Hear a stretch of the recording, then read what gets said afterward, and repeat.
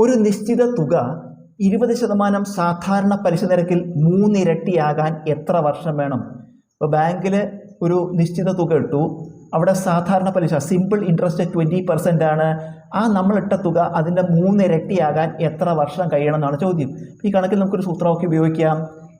n സമം 200/r, അതായത് n പറഞ്ഞ വർഷങ്ങളുടെ എണ്ണം, എത്ര വർഷം എന്നാണ് കാണേണ്ടത്. അപ്പോൾ n സമം ഈ 200 വരുന്നത് 3 ഇരട്ടിയാകാൻ എന്ന് പറയുമ്പോൾ 3നേക്കാൾ 1 കുറച്ചിട്ട് 2 കൊണ്ട് ഗുണിക്കുക, അപ്പോൾ 200. ഇവിടെ 4 ഇരട്ടിയാണെങ്കിൽ ഇവിടെ 300 എന്ന് എഴുതണം, 5 ഇരട്ടിയാണെങ്കിൽ 400 എന്ന് എഴുതണം, വെറും ഇരട്ടിയാണെങ്കിൽ 100 ഇട്ടാൽ മതി. r എന്ന് പറഞ്ഞാൽ പലിശ നിരക്ക്, റേറ്റ് ഓഫ് ഇൻട്രസ്റ്റ്, വില കൊടുക്കുക. വർഷങ്ങളുടെ എണ്ണമാണ് നമുക്ക് കാണേണ്ടത്. സമം 200 പലിശ നിരക്ക് എത്രയാണ്? 20. 200/20 ഹരിച്ച 10 എന്ന് വരും. അപ്പോൾ എത്ര വർഷം വേണം? 10 വർഷം കഴിയുമ്പോഴാണ് നമ്മൾ ഇട്ട തുക എന്താകുക? ഇട്ട തുകയുടെ 3 ഇരട്ടിയായി മാറുക.